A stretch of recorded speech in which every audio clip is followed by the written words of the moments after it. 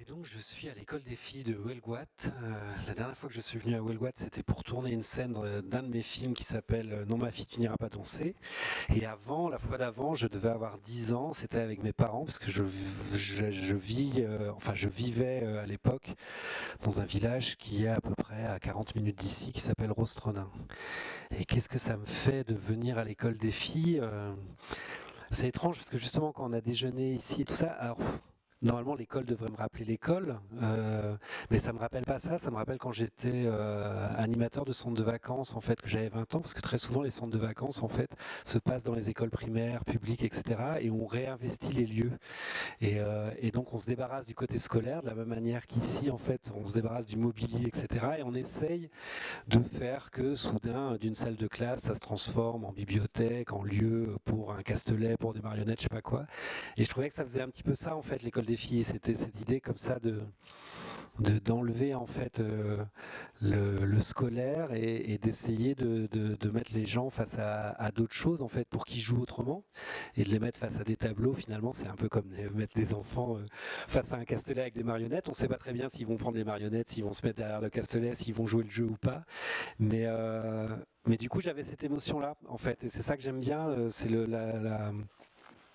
c'est l'idée que les lieux servent plusieurs fois, qu'ils ne sont pas à usage unique. Ça me faisait plaisir de venir là. Ça me faisait plaisir aussi de venir avec Gwen Le Gac, qui était donc invitée aussi ce dimanche, parce qu'on a écrit ensemble, elle en faisant les dessins et moi les textes, plusieurs livres pour enfants, et que la majorité de nos livres pour enfants se passent en Bretagne. Je ne sais pas si c'est pour mieux revenir, et je pense que pour François, je suis pas sûr que je reviendrai m'installer en Bretagne, vous voyez, mais il y a cette idée en tout cas en tout cas, là, par exemple, la rencontre qu'on a faite cet après-midi, c'était assez émouvant. Bah, il y a un étudiant là qui s'appelait Gaëtan qui est venu me voir, qui me dit: ah, moi je viens de Quintin, j'ai su que vous étiez là et tout ça, et qui aime bien mes films. Et du coup, je trouve ça toujours assez émouvant. Euh, cette rencontre avec des gens qui sont en devenir en fait.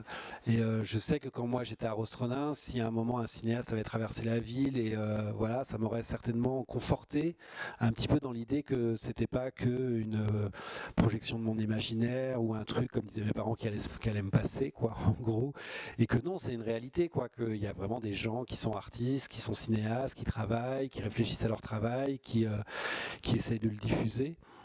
Et donc j'aime bien cette idée-là, en tout cas, même si c'est vrai que Paris, en France, en tout cas, est le lieu de production principal des activités artistiques, en tout cas au cinéma, euh, c'est important aussi de la médiation, en fait, je crois, tout simplement. Et c'est vrai que c'est important. Alors peut-être le fait d'être attaché à une région comme la Bretagne, ça nous tient plus à cœur de venir faire un peu de médiation au cœur du cinéma et l'art contemporain, notamment, ça communique pas tant que ça en France. Euh, Notamment quand vous parlez des vidéastes, etc. Il y a très peu de cinéastes qui s'intéressent aux vidéastes et finalement toute une partie du cinéma qui a pu exister dans les années 70 d'avant-garde, un cinéma expérimental mais qui malgré tout était diffusé dans des salles, aujourd'hui maintenant est plutôt relégué dans les galeries et ça devient des performances vidéo et effectivement le cinéma français permet rarement une expérimentation en fait. Moi, c'est vrai que le fait d'être aussi écrivain, de travailler au théâtre, j'ai toujours aimé l'idée de la friction. Et donc, que ce soit dans mes films ou dans mes romans, j'aime bien l'idée de réfléchir et de réagir aux formes des autres. Donc, je suis plutôt très intéressé par l'art contemporain. Il y a quelques artistes, en fait, dont je suis un peu... où je me suis permis de faire une démarche, un moment d'approche, comme Claude Lévesque, etc. Et où, du coup, c'est vrai que discuter avec eux, par exemple, alors qu'on fait des choses très différentes, je trouve ça plutôt toujours très stimulant pour moi.